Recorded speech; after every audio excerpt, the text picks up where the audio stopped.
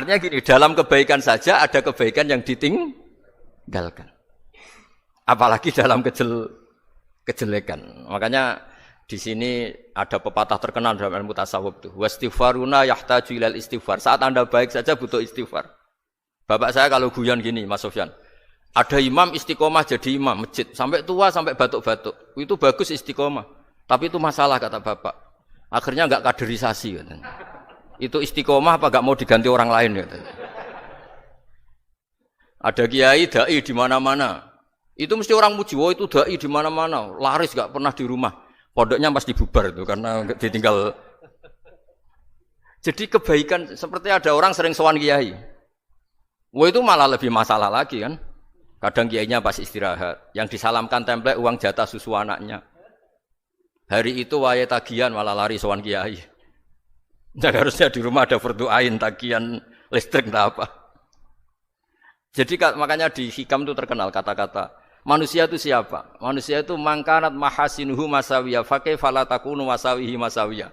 Manusia itu orang ketika baik saja salah, apalagi pas salah. Coba saya misalnya pidato begini, di atas panggung saya orang alim pidato nasihati orang. Di saat yang sama seperti yang tanya Mas Wildan tadi ada agak sopannya.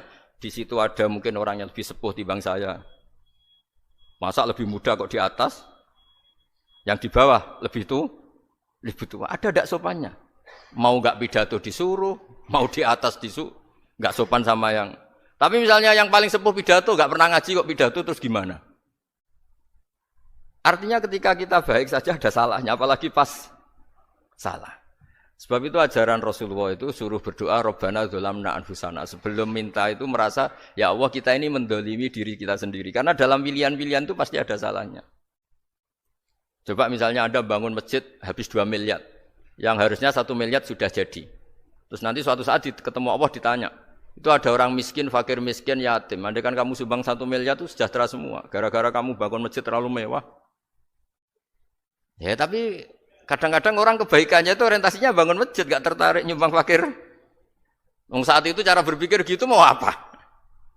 Tapi kalau dia kumuluhur manusia terbaik karena bangun masjid 2 miliar, coba diaudit secara kepentingan syar'i. Penting mana dengan ngasih makan fakir miskin? Penting mana dengan menikahkan janda misalnya?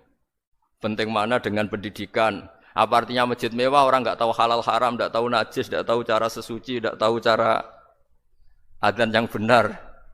Terus penting mana untuk beli kitab sama dipakai masjid?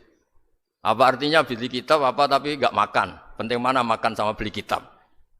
Ada auditnya. Makanya manusia itu ketika baik pun disuruh istighfar. Apalagi ketika salah. Nah dengan perasaan seperti itu kebencian pada orang lain luluh karena potensi baik pada orang lain ternyata tinggi. Dan potensi salah ke kita juga tinggi. Nah dilatih gitu, jadi di Ihya itu ada kitab tawaduk. Kitab tawaduk itu dilatih, ketemu orang tua. Huwa aksaru ibadatan, dia mesti ibadahnya lebih banyak karena lebih tua timbang saya. Pasti sholatnya lebih lama timbang saya. Ketika Anda sudah tua, melihat anak-anak, huwa aqallu minni maksiatan, mesti maksiatnya tidak banyak karena masih kecil. Terus ketika melihat orang fasik, maksiat. La'allahu yatubu alaih, fa innahu tawwabur rahim. Mungkin Allah memberi tobat, bisa saja. Umar itu ingin bunuh Nabi, tapi Allah memberi tobat. Yang sowan kiai saja tidak mesti dapat tobat. Umar ingin bunuh Nabi, tapi Allah memberi tobat. Akhirnya ya tobat jadi Islam yang baik. Dalam sejarah Wali Songo, Kalijogo sowan Sunan Bonang itu ingin garong, tapi malah jadi muridnya jadi wali. Kalau Allah sudah menghendaki tidak ada ya. Perang Uhud orang Islam kalah itu karena panglimanya siapa? Khalid bin Walid. Tapi dia malah yang dapat hidayah. Nah, sama orang yang sekarang Anda benci bisa saja Allah merencanakan ada apa? Hidayah di situ. Dan kita yang merasa benar jangan saja ada rencana Allah bikin kita su'ul khotimah. Na'udzubillah min dzalik kan enggak pernah tahu.